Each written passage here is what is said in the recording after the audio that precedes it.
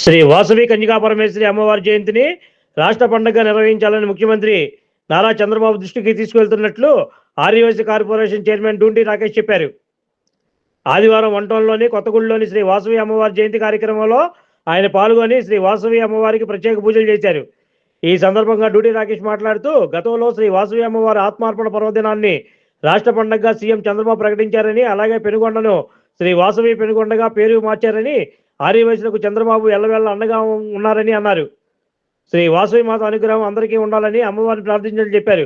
ఈ కార్యక్రమంలో కొత్తగొండ కమిటీ అధ్యక్షులు నందిపాటి శివశంకర్రావు, ఉపాధ్యక్షులు మావిడి లక్ష్మి వెంకట కృష్ణారావు, ప్రధాన కార్యదర్శి గొల్లపూడి శివశంకర్ కుమార్, ఉప కార్యదర్శులు గడ్డం బాల వెంకట రవికుమార్, అచ్చెం వెంకటేశ్వరరావు, కోశాధికారి కోట భానుప్రసాద్ తదితరులు ఈ కార్యక్రమంలో పాల్గొన్నారు.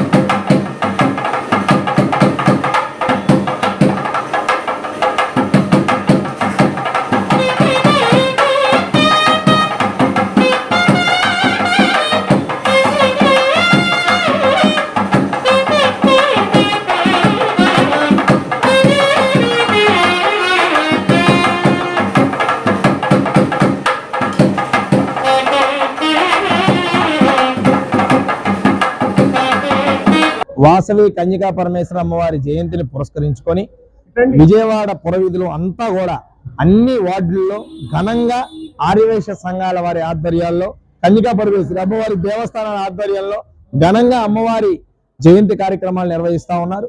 చంద్రబాబు నాయుడు గారు ఆర్యవైశ్యుల మీద చూపించే ప్రేమకి గుర్తుగా కన్యకా పరమేశ్వర అమ్మవారి ఆత్మార్పణ దినోత్సవాన్ని అధికారిక పండగగా నిర్వహించారు.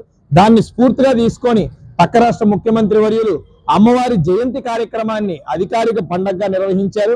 ఇక్కడ అనేక మంది ఆర్యవైశ్యులు కూడా ఈ జయంతి కార్యక్రమాన్ని కూడా రాష్ట్ర పండగగా నిర్వహించమని కోరారు. తప్పనిసరిగా దీన్ని ముఖ్యమంత్రి గారి దృష్టికి తీసుకెళ్లి ఎలాగైతే పెనుగొండని వాసవి పెనుగొండగా మార్చామో, ఎలాగే అమరజీవి పొట్టి శ్రీరాములు గారి గుర్తుగా స్మృతివనాన్ని నిర్మిస్తున్నామో, ఎలాగైతే అమ్మవారి కార్యక్రమాన్ని అధికారిక కార్యక్రమంగా చేస్తున్నామో, ఈ యొక్క గుడి డెవలప్మెంట్ తో పాటు అమ్మవారి జయంతి కార్యక్రమాన్ని కూడా అధికారికంగా చేసే పూచి మేము తీసుకెళ్లి ముఖ్యమంత్రి గారి దృష్టికి తీసుకెళ్తామన్న సంగతి కూడా ఈ విషయంగా తెలియజేస్తూ, ఏదైతే అమ్మవారి జయంతి సందర్భంగా ఆర్యవైశ్యులందరూ ఉదయం 6 నుంచి కలిసి పూజలు, స్నానాలు అన్ని కూడా పుష్పయాగాలు, కళ్యాణాలు చేస్తున్నారు.